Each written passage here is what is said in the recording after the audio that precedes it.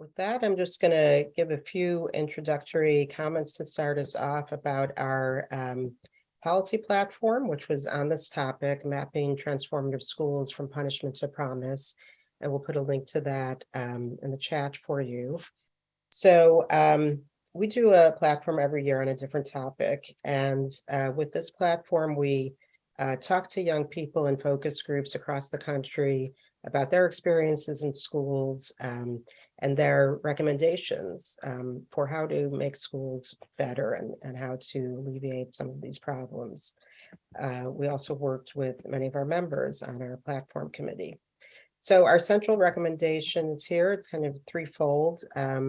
One, that our nation's schools really need to work on a transformational culture shift to create an environment where all students can feel honored and supported by everyone on staff.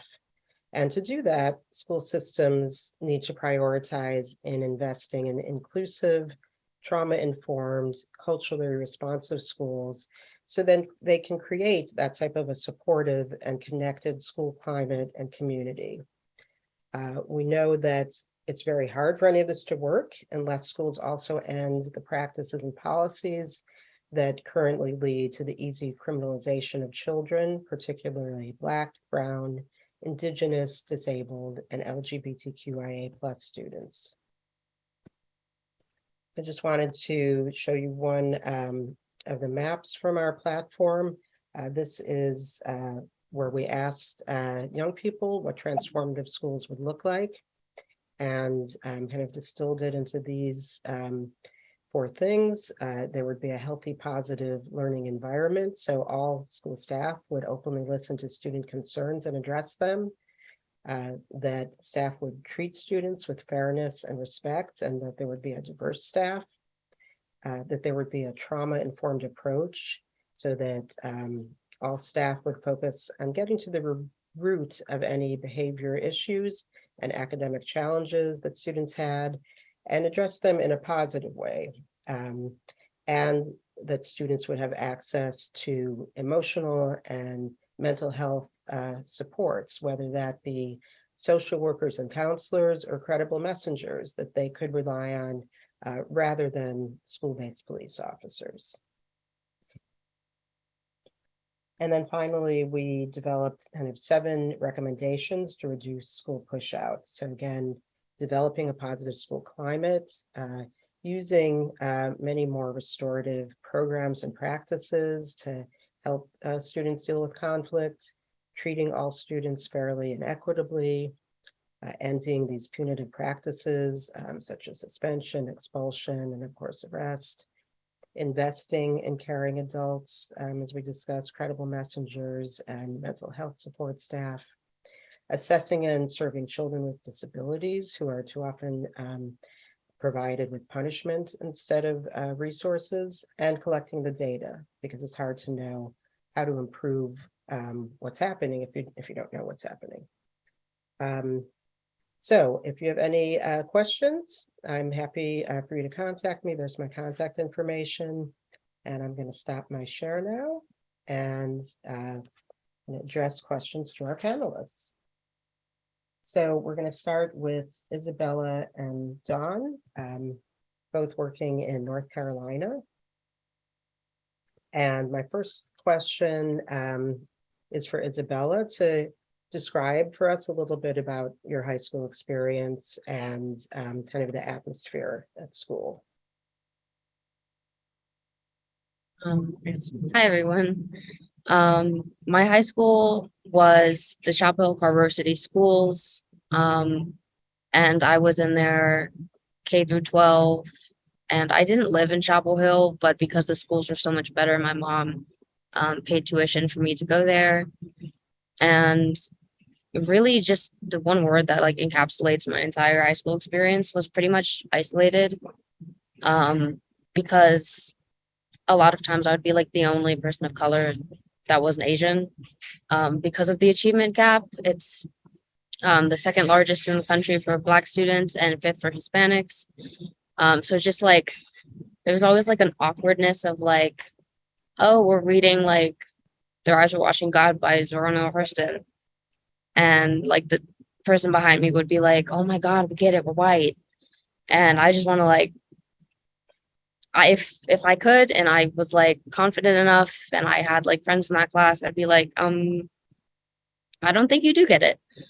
But it was just like all of these like microaggressions of like people in my upper level math class asking me like, is English your first language? Like, are you from here? Like, are you illegal? Like, and just not knowing like, do I tell the teacher? Do I so then all of that just like compounding mixed with like just like the isolation of being in those classrooms mixed with mental health issues and then the lack of like we shared like a counselor with the other high school. So a lot of times it would just be like, sorry, the counselor's not here, but you can definitely like go sit in the office. And then people would just like look through the window and be like, what's wrong with her? Why is she just sitting there? Um, so I think it's a lot of like just lived experience mixed with I got the need to like learn like this isn't normal. This is for me this was normal, but then I realized, oh, for other people this is not normal. Especially because I went to like a small high school, a small public high school of about like 500 people. So everyone in like the class knew each other kind of in the sense that if you are in an AP class, you're going to have the same people in all of your AP classes. So I would have like the same people in my 3 AP classes who like I would know their names, they'd know my names, but other than that, we would not talk. Like they'd sit in their side of like the cafeteria, and then I'd sit with my friends who are people of color who would take like standard or sometimes honors or like ESL classes. And just I never realized until I went to a different school for an interview how segregated it was. I was like, wait, you mean to tell me that like the white students and the black students and the Hispanics and all the Asians, they all sit together. It's not. And then just like completely different worlds of like what you learn, your goals, and then what you go home to. I hope that answered the question. Yeah, thank you very much, Bella. And so Dawn, I know you do work in North Carolina. Are these issues that you see in a lot of the schools there? And, you know, what's been your experience with working on advocacy with schools? Yeah, I think that there is a lot of the type of either self-imposed or policy neutral imposed segregations that happens inside of schools. One of the people that I worked with, that Emancipate worked really closely with is, Letha Muhammad, who is on this call right now. Our children went to high school together, which is how we met. And we fought like hell for our own children in an advocacy space to be able to get access to all of the same types of courses, all of the same types of opportunities that every child has access to and is able to participate in. So yeah, unfortunately, Bella's experience rings true for not just Chapel Hill Carrboro schools, but schools all over North Carolina. Which is why it's so important that we are advocating for equity in the educational spaces. Some of the things that we find are most problematic inside of our schools, and this is across the board here in North Carolina, is the inappropriate use of school resource officers. I'm sorry, I got distracted by Gail in the chat. I grew up in Milwaukee, Wisconsin, so I know a little bit about Wisconsin schools too, but we'll get to that in a little bit. But yeah, getting school resources officers out of our schools, the harm that they cause, and also just the underlying current of criminality that follows Black children, just like it follows Black adults everywhere we go. It also follows Black children into the school building. because North Carolina is a state that is so deeply rooted in the South and in the legacy of systemic and institutional racism and the institutionalization of very racist ideologies, there are still lots of vestiges of racism and discrimination that rear their heads in North Carolina schools that are even more difficult to eradicate because they have been codified and cleansed and sanitized by making them policies that feel innocuous on their faces, but in application are definitely disproportionately impacting Black and Brown children in ways that will have long-term effects. North Carolina just literally in 2019 was one of the last states, I think the last state in the country, to raise the age of majority for criminal prosecutions from 16 and 17 up to 18. Now, we did not raise the age for all felonies and misdemeanors, but we did raise the age for the majority of the ones that are most seriously impacting our children. What we're finding in North Carolina is that the vast majority of those juvenile referrals to adult court before 2019 were originating inside of school buildings with school resource officers. So if we want to, so the work to decriminalize children and to keep our children out of cages and keep children out of the criminal justice system in North Carolina has necessarily got to start inside of North Carolina school buildings. And that is where so much of our work is focused, helping kids understand their rights, helping children and parents maneuver very convoluted processes to help make sure that to be able to strongly advocate for their own children. In North Carolina, and since the raise the age has passed, what we've seen more of in North Carolina is this skyrocketing number of Black and Brown children who are being expelled or giving long-term suspension from Wake County Public Schools and schools around the state. And short-term suspensions as well. And we all understand especially after COVID, the real harsh impacts that online learning can have on children's ability to progress and thrive academically.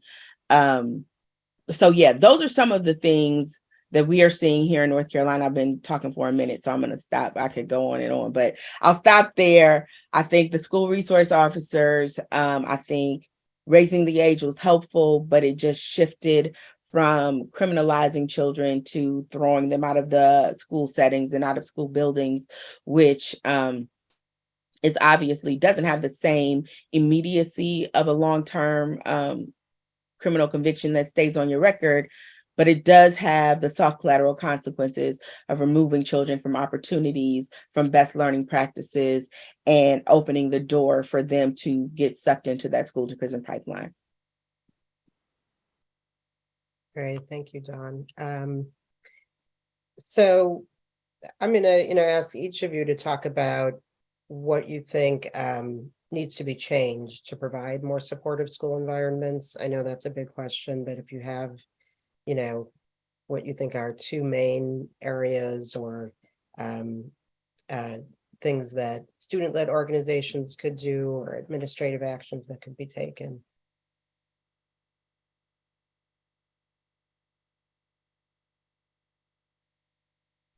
I guess to build off of the SRO one, Chapel Hill Carver City Schools tried to get rid of SROs. Like, students actively pushed against it. Like, we held teach-ins to like teach other students.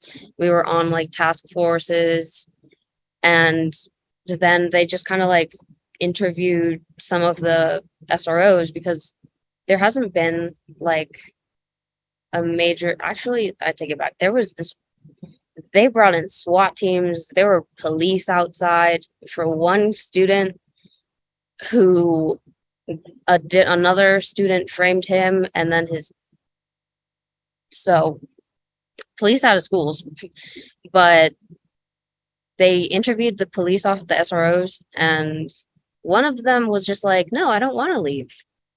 That's the reason I should stay here. I don't want to leave. And just the fact that like everything that the students wanted just got like overturned based off of, I guess, people being like, well, we like them, like we want them to stay, when clearly there is no reason for them to stay, especially since they have no real, like, I guess, authority. Like they cannot break up fights. They are not like psychologists. They cannot do anything that students really need. So just to like kind of like echo that, like I feel everyone. But I think students really just need like inspiration. And I did a presentation to the alternative high school in my district about like how to inspire like non-binary students.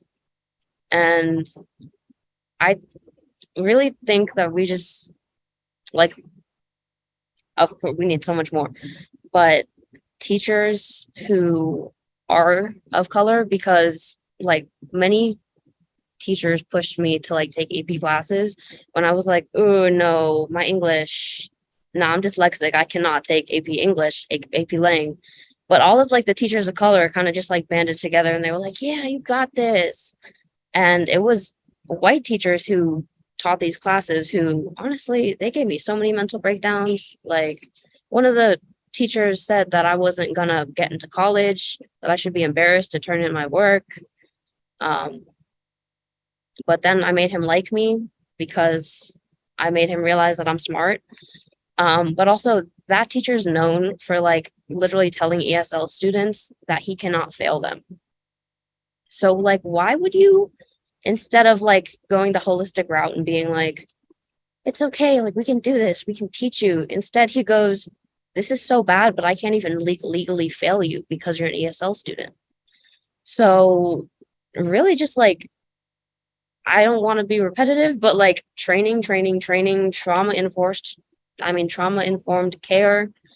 One of my, I feel like I'm just trauma dumping, but like these are my experiences. One of my math teachers, because I was not getting any of the concepts, I'm not a math person. I'm a political science major. I can't do math. He like read some of the poetry that I was writing on some of my tests. And so then he called the principal because he thought I was going to kill myself. And then they then called my parents. And then the assistant principal came up to me and was like, so are you like Catholic? Or like, there's a lot of like stuff you can, I'm not Catholic, I'm just Mexican. So I'm assuming that's what they thought. But just like seeing how they all reacted to this, like and like other people, like this also happened to my friend who she had a mental breakdown in class and she ended up like going to the ER because somebody told her parents and she didn't want to go because her mom was part of the issue.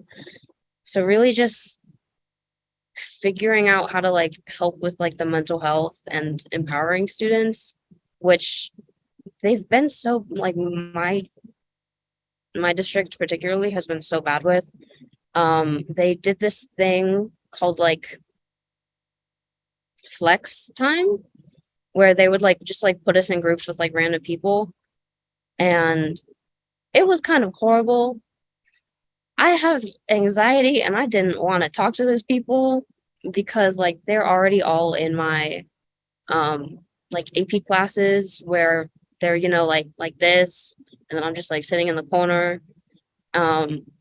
So it was kind of so like supposed to be like a group therapy session, I guess, but really it was just super awkward, and like they did it intentionally to like, but I guess they wanted like a breakfast club thing to happen, but that did not, that was horrible. Um, and then students like bring ideas to the administrators and like they show up to like the meetings and everything. And so do parents, of course, which is sometimes good is sometimes bad. depending on what they want, because this one time they asked to like stop mixing classes, like mixing the honors and the standard classes, so that it's like the idea was to like, if we mix them, maybe we'll push some of like the standard people into the honors class, or like, you know, we'll like mix like because of the achievement gap, we'll mix some of like the students of color and like the white students. And a bunch of parents complained, and they were like, you know what? We'll listen to the parents, because they think that it like they're just like their children are getting like a lower quality of education because they're blended, which pretty much wasn't true. Kind of like they had like, even when you took those classes, it was like still like this one and then this one. Like you still had two options in the course, and it would also push students who take standard to see that honors is not that difficult. So you could just, you know, like bump it up, get a GPA boost, you know, like feel more empowered, get more like, you know what, I can do school. This is working. So, and then students liked that, and then parents were like, you know what, let's not do that. So I don't think that was very well said, but just there's so much stuff and so many anecdotes that I cannot fit into 15 minutes. Well, I really appreciate your sharing those experiences, Bella, and I'm sorry for what you went through and the lack of support that your school is providing and all the negative things they were doing.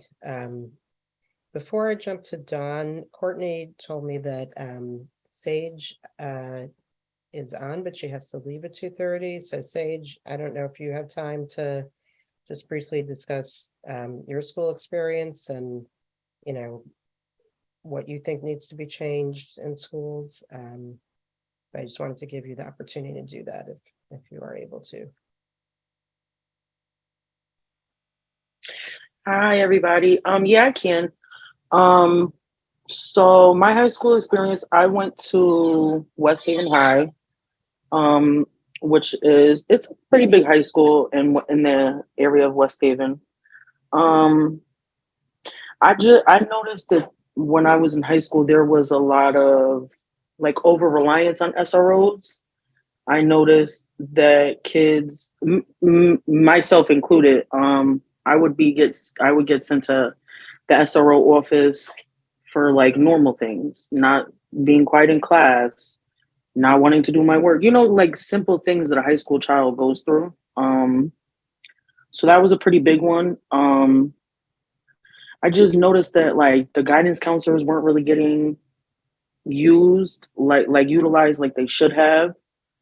Whenever a child had a problem, it was go to the office. It wasn't, do you want to talk to your guidance counselor? Is there anything that we can help you with? It really was none of that. I'm trying to think of what else. I actually can recall a time when I was in class and there was like one teacher to 23 kids in high school. And I needed help with my work, but of course my teacher was, you know, assisting other kids. And when there's only one teacher, you have to kind of wait your turn to get help. So I remember I was talking to one of my classmates and my teacher just automatically kicked me out of class. Just for having like a real brief conversation. So it's almost like they don't want to be bothered. Like not with disciplining you, but like, you know, helping you get back on the right track. Like it's like they don't want no parts of that. It's basically just oh, you're bothering me. Go to the principal or go to the resource officer's office. So just I personally feel like there needs to be like, I feel like we need to utilize more instead of having school resource officers. I feel like we should utilize, you know, organizations almost like Ice the Beef. I know that there's a couple of different organizations who can like mediate problems between kids instead of sending them to SROs, and then majority of the time they're getting arrested. when you bring them to an SRO office. They're not getting a warning, they're getting arrested. So just something to mediate kids and help kids, utilize the guidance counselors. I feel like guidance counselors are really there for no reason. I don't remember the last time that I even got a guidance counselor. I also went to an alternative school, which is no longer up and running, and it was called Passages Innovation. And I had like a complete turnaround when I went to that school. It was a small school, maybe 40 kids, if that. No resource officers, none of that. It was, to me, I felt like it was more of like a family dynamic. If I couldn't get to school, they would come and physically pick me up with their car and bring me to school just so I didn't miss school. I also think that that's another big thing that schools don't pay attention to, is they don't really ever realize sometimes what kids really go through before they get to school. You don't know if this child had to get 3 other brothers and sisters up and, ready for school, and bring them to school before they had to go to school. You don't like, there was like no communication around that topic. But in Passages, they were very understanding. If I couldn't get to school or if I was late, they wouldn't like hound me for being late. They would just be happy that I actually was there and actually did my work. And whenever there was a problem, there was no, oh, we're going to call your mom. Oh, we're going to call the police. There was none of that. They sat there themselves and like mediated the conflict. And majority of the time when that conversation was over, there was no more conflict. So I feel like just being more in tune with children and understanding, like, this is a time where kids are like figuring themselves out. This is like I call it like the blur type of time, because that's just the time where kids are figuring themselves out. They're learning who they are. They're learning who they want to be. So it's really like a blur. So I feel like to just constantly punish kids for that is ridiculous. This is really stuff that a lot of kids, I grew out of a lot of traits that I had when I was 16, 17. I don't do the same things. So just like understanding that, and maybe just like taking your time with kids and learning how to understand them and trying to get to know them more, I would say, would be a lot more helpful, because a lot of these teachers don't even want to know the kids. It's more like a paycheck. There's no checking up on kids after they leave your class. It's like, oh, they're gone. I don't got to worry about them till tomorrow.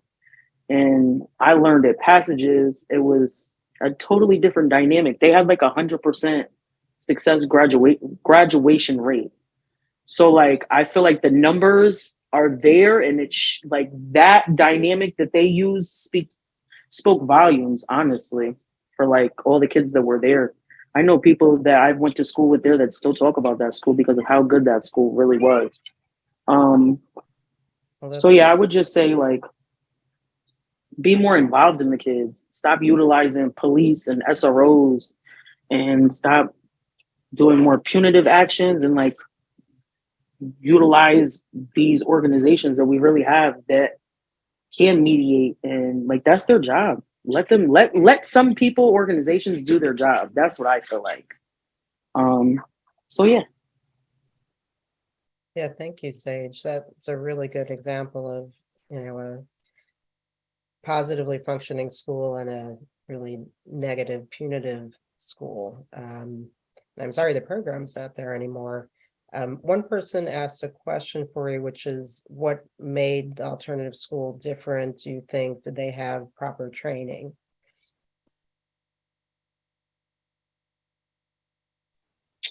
Honestly, I don't know what training they had. But just it being a smaller school, and there wasn't 23 kids in a classroom, there was maybe 10. So like 1 adult to 10 kids, you get a little bit more hands-on, like attention. If I needed attention, I know it was right there. I didn't have to wait for it. Majority of the time, the teacher would stop and come help me. Yeah, that, and just communication. Like, I wasn't scared to talk to the lady who ran the program. I wasn't scared to talk to any of the teachers. They made me feel very comfortable. And I feel like that's also a big thing. If a child does not feel comfortable to talk to you, they're not going to talk to you. Like, I feel like people need to, you know, make it more easier for a child to like relate to them, or, you know, almost like credible messengers. Like, credible messengers usually can relate to the child that they're talking to or the people that they're talking to. So maybe have like more staff that come from that area that they're working in, you know, just to be more relatable. Like, it's hard when you have a teacher coming from Cromwell to work in New Haven. Like, you get what I'm saying? It's a totally different like dynamic in every town. So like maybe getting, you know, workers that actually work in that town, that would be better too. Great, thank you. I appreciate that, Bella, and thanks for sharing your experiences. I really appreciate it. And I think, Isabella, you put in the chat that you could comment on the training a little bit. Yeah, my mom is a social worker at the alternative high school in Chapel Hill. And so like every time before she gives a presentation, she would like sometimes try it on me first. So they do like trauma informed care. And so she'd be like, okay, we're gonna meditate. And I'm like, Mom, I don't want to meditate. But like breathing exercises, like fight, flight, or freeze responses, like how to like talk to the student, like give the student space, kind of just like constant reminders, honestly. Like that's kind of what I thought of the training. It was kind of like constant reminders that like, remember, the student is a person. You are a person. The student is going to respond as a whole person. The person will be different from you, but the person is just like you. So it's kind of just like psychology, and just like little things like respect pronouns, like understand cultural, historical, and emotional trauma. And something else I found interesting about the school was they hired people of like completely different backgrounds. So like they have like majority like Black and brown and Asian teachers, and like a couple of white teachers, like LGBT teachers. And I think that's like a big part of it, because when I would talk to some of the students, they'd be like, oh yeah, like Miss Humphrey is my favorite because like I relate to her because we're both like LGBT.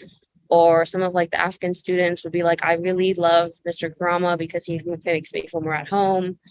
And even then they just chose teachers that like they saw something in, because again, like I remember my mom would take me to all the like training interviews and stuff like that.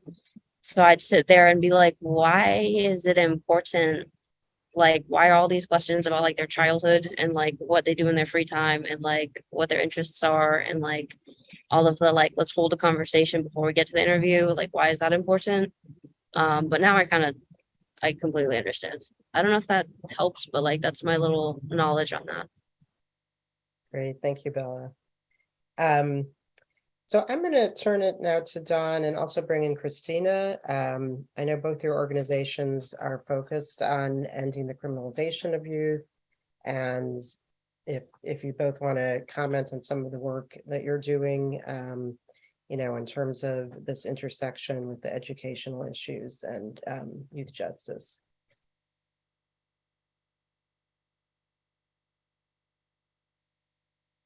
I'm just looking at you, Don, and Don said, go ahead. I'll be quick so that we can both speak.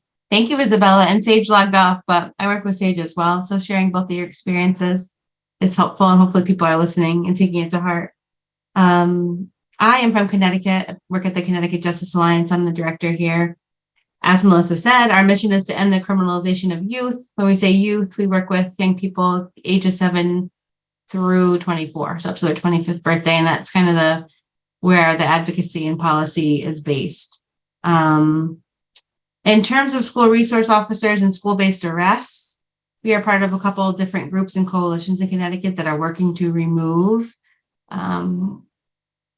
police officers from schools, whether it's in stages or by regions. There's different strategies that folks are working on here currently in Connecticut. There's been a lot of research collected nationally and specific to schools here that show that the presence of a police officer in school does not increase the safety of the students, of the staff. They are there, and at times intimidating to young people, especially those that are Black and brown, Hispanic, right? That's known. And if there's a police officer inside of the school, we share with folks that they are more likely to be used as the disciplinarian, right? And Sage talked about that a little bit. I think maybe Isabella did too, of that's who is relied on to come deal with the behaviors the teacher teaches. And really it should be, the police shouldn't be there. They don't have a place in schools, right? The teacher should be there building the relationships with the kids, addressing the kids' root issues, utilizing guidance counselors and other behavior management, credible messenger type staff in the school to do sort of like a wraparound service for kids, to address their needs. And so that it's not teacher, student, police officer, and, you know, whatever other staff and admin all pitted against each other, but everybody's working together. School is a welcoming place, which it should be. Nobody should be walking through and seeing a cop. We have had many discussions with different school resource officers here in Connecticut and asking them, thanks, Gail, asking them, you know, why are you in schools? What do you think your purpose is here? Why do you do that? You know, and a lot of them say they like to be there because they like to feel like they're a resource to kids, no pun intended. And they're there to like, okay, if somebody doesn't have shoes, I will bring that for them. If their Wi-Fi is broken, I can stop by and fix that or pick somebody up for school. And I have posted some of them and said, you know, then you need to take off your uniform, turn in your gun and your cuffs, and go get your social work license, psychologist, do something else. That's not the cop's job. They don't always like that answer, but that is what needs to happen. We don't need the police officer there. They don't need to be there to build relationships and make it easier for kids to relate to them on the streets. This is not the time and the place for that. So at CTJA, we try to elevate the research, talk to young people, talk to police officers, and tell folks, you know, like, hey, if the answer is not an unsafe school or cops, there is something in between, and that looks like the culture and the climate of the school being improved. Isabella and Sage both said teachers and staff actually forming relationships with kids and caring about them, and that goes so far, but often that's too much for people. And so the easy route is punishment, and that is why I think, and you know, like the illusion of safety, why so many schools think we need cops here, otherwise mayhem will break out. And that's just not the case. So yeah, I'll turn it over to Dawn because otherwise you'll have me talking all day. Thanks. No worries. And I think you made my job a whole lot easier because I'm going to say a whole lot of what she just said. That's what we're doing too. Right. But seriously, we are trying really hard to fight back against this idea and the narrative that police in schools make schools safer, right? Which is part of our collective work as Emancipate NC to distill the myth that police at all make anybody safer, right? That is not the role of police. That has never been the role of police. And they have never served that function, especially for Black and Brown communities. So for Black and Brown children who already come from communities that are over policed and already bring with them baggage and trauma associated with law enforcement, the school should be a safe place for them. That should be a place where they can leave those fears behind, it should be a place where they can walk through the door and know that they are there for education, that no one is judging them, that no one is going to treat them as though or through lenses of biases and preconceived ideas and notions. And we know that is euphoric, but it should actually happen. And we know that we get further away from that reality every single time one of these babies has to walk by a law enforcement officer inside of their schools. We know that those law enforcement officers are driving really negative interactions in our school and negative outcomes for Black and Brown children and for children with special needs for that matter. So we work really hard to educate the community, to demystify this nonsensical tethering that the community has to law enforcement and safety. So we do that through community educating. We do that through legislative advocacy. We do that through showing up at school board meetings and talking to folks and trying to get our school board, our local school boards to reevaluate the memos of understanding that they have with local law enforcement who are providing these school resource officers. Because the truth of the matter is, very often we believe that it is the people that are closest to the problem that have the best solutions, right? It's people closest to the problem that know the best way to overcome those problems. And Emancipate orients itself in a way that we try to give that the information that the people need, so that they can fight back against these oppressive systems that are impacting their schools and their lives. So we will go to school board meetings, but we will also hold community meetings, participate in community meetings with other local advocates like Letha's organization, the Justice Education Alliance here in Raleigh, North Carolina, to host seminars about ways that people can advocate strongly for their children, to help connect the dots about what these school resource officers actually should be doing. Because when we look at these memos of understanding, what we know for sure is that they are not supposed to be there as part of enforcement. They are not supposed to be there handling discipline, even in the memos of understanding. Now, let me be clear. We don't want them there at all.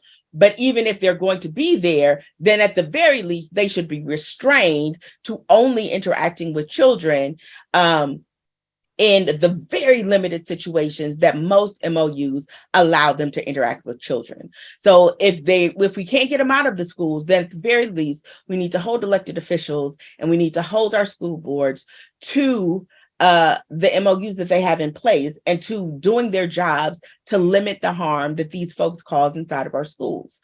And we also need to create strong restorative justice programs inside of our schools. And we talk a lot about that, restorative justice, and eliminating altogether this idea, this concept that misbehavior in school is somehow translates into something that should feed into the carceral system, instead of using restorative justice where teachers have the opportunity, educators have the opportunity to actually do the work of learning their students, right? And allowing their students to understand not only what they've done wrong, if they have done anything wrong, but to also understand the impact that their actions have on each other. Because if that's not what schooling is about, if that's not what education is about, I don't know what it is about, right?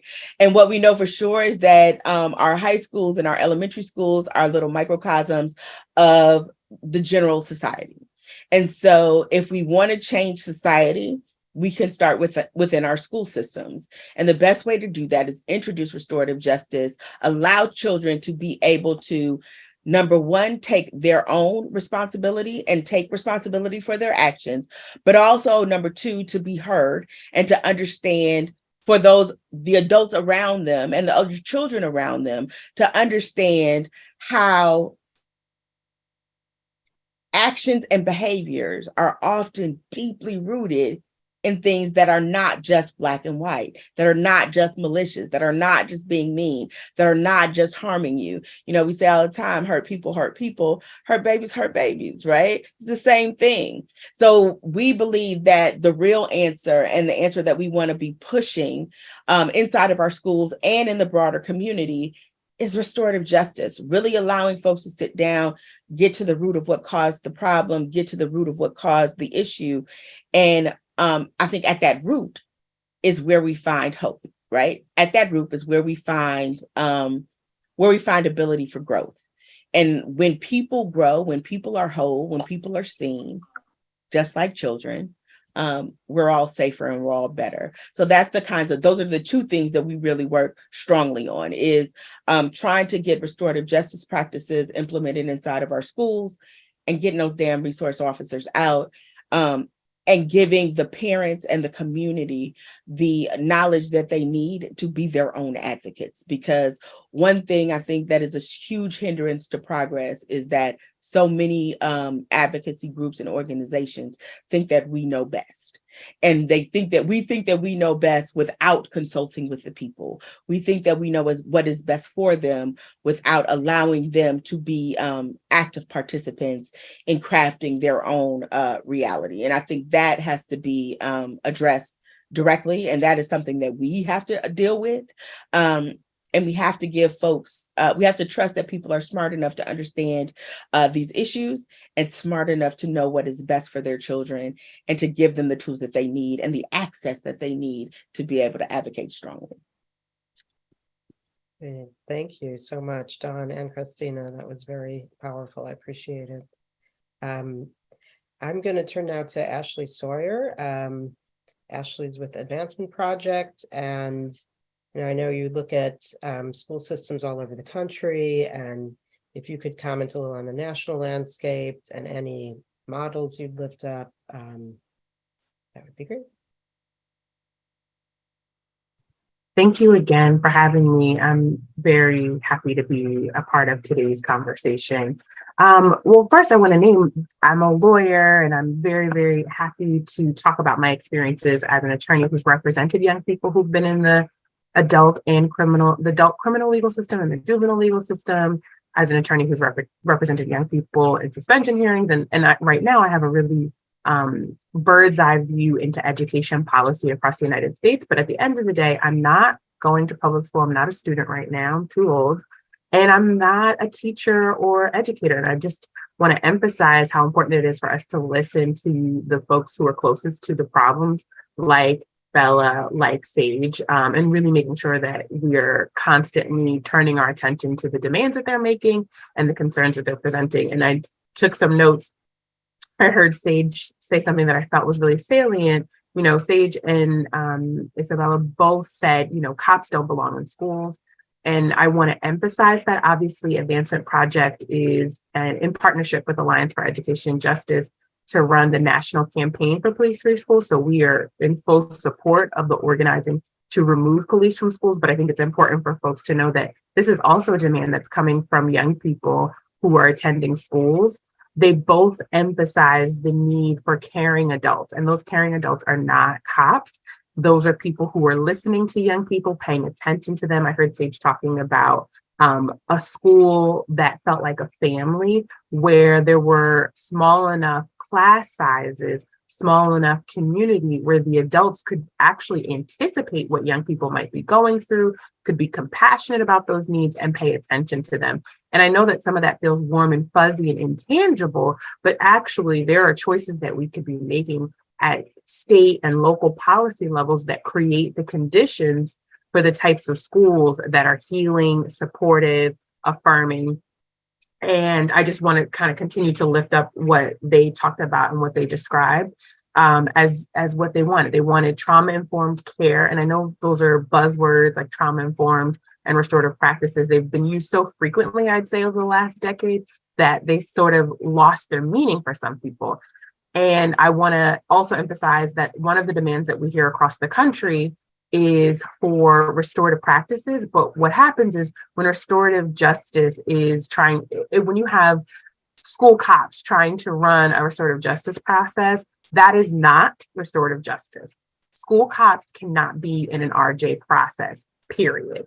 When we see schools trying to roll out restorative justice practices or trauma-informed practices without fidelity, without honoring the original meaning of these words, and without really putting thought into what these processes look like, they actually do a lot of harm. And they actually send the message that, oh, this can't work. You have to have cops because we ran a circle after there was a fight and then the students still didn't feel like the issue was resolved. It's because the cop was running the circle, and restorative practices don't happen after harm has taken place. Restorative practices happen well before, and they look like building community, building care, making sure that all of the young people in the school feel like there are adults who know them, who are listening to them, who are available to them if they are dealing with an issue, helping them learn how to de-escalate conflict, how to navigate their own issues. And so I'm going to pull back for a second and just give you a quick picture of some of the information that we have from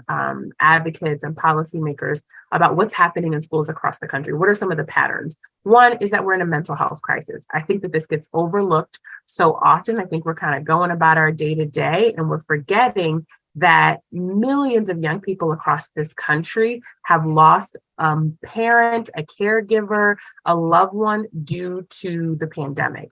And so if you are a 9-year-old child or a 19-year-old, if you lose someone who you relied on and who you trusted to care for you, and you're expected to come to school the next day bright-eyed and cheery, that's just not reasonable.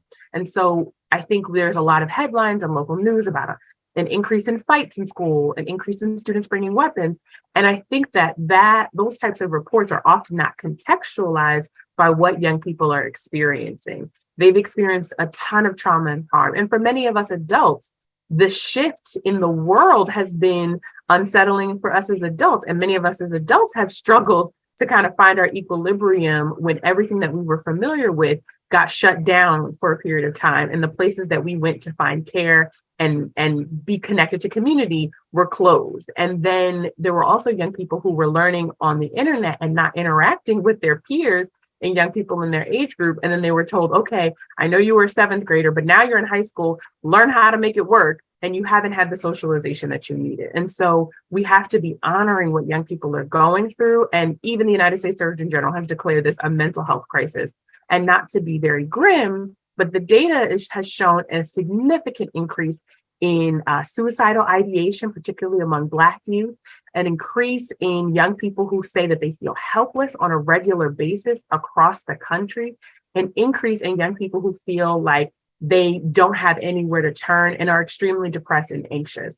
And so that is not those young people's fault. It is not their fault that what they're going through, but it is our work, our collective work as adults, policy people, organizers, to try to shift the conditions that young people are learning in. And you can't meet the needs of young people who are in extremely vulnerable positions with violence. I want to turn your attention to the National Campaign for Police-Free Schools, which AP has the privilege of co-convening with Alliance for Education Justice. I want to shout out Letha and Janice who are on the call, who are also members of the national campaign. Definitely recommend, and I'll also drop into the chat, the National Campaigns for Police-Free Schools website, which is policefreeschools.org, policefreeschools.org. And you'll learn about the campaigns of organizers across the country and citizens in states like Wisconsin. Madison, Wisconsin had a successful campaign to get cops out of school. Black Organizing Project in Oakland. We have organizers, thank you, Melissa, organizers in Chicago. And we're working alongside those young folks and their adult allies to shift the conditions. And so it's an invest and a divest. It's not just remove the cops and then there won't be any resources dedicated to meeting young people's needs. It's actually, we're taking the resources that cops have been given. They've been given basically a blank check to terrorize young people. And I don't mean that to be hyperbolic, but there has been so much harm. And then schools haven't been given half of the resources that they need to really match the moment that we're living in, where young people are coming to school with so much need. In addition to the maybe loss of a caregiver, if your caregiver lost their job and you're not sure about how bills are going to be paid, how you or your family or siblings are going to eat, you might show up a little irritable when you get to school. And schools have just not been given the resources to really meet that moment. And so a lot of the campaigns across the country are making demands around investments in young people.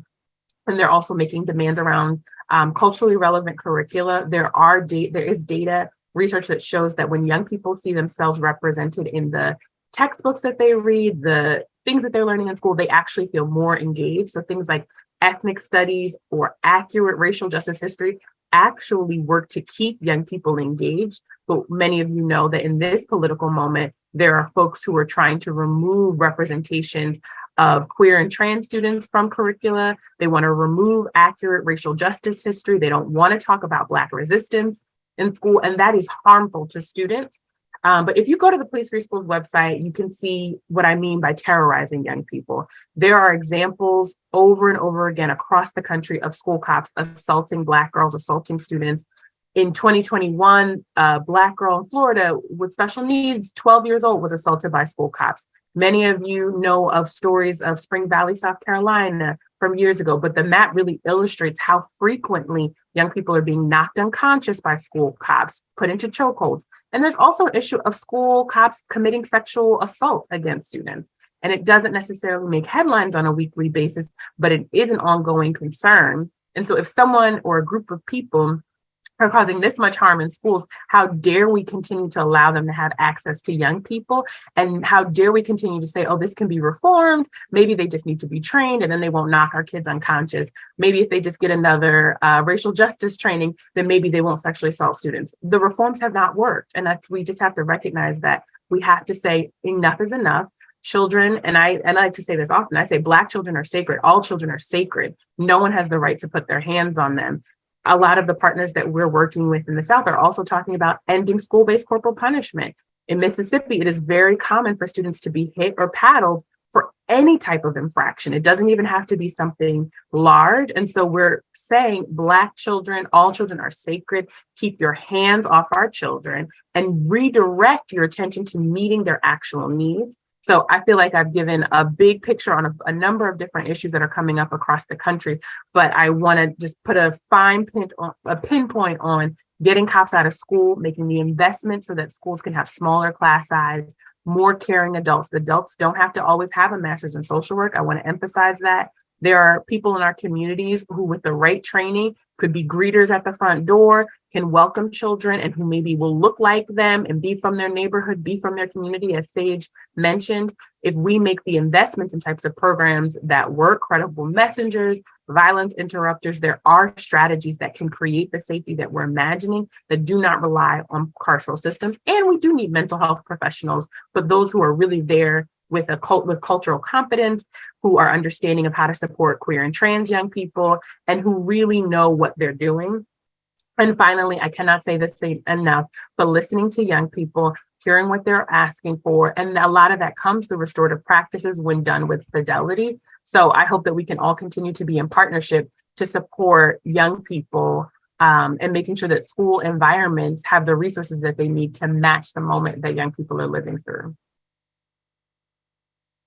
Well, thank you so much, Ashley. That was really powerful and a wonderful way to finish our program today. I appreciate all the comments that you made. I thank everybody for your time. I wish we had more time because there was a lot to unpack, but I really, really appreciate all our presenters, appreciate your time and your expertise. And I think I know I learned a lot, and I'm sure everybody did.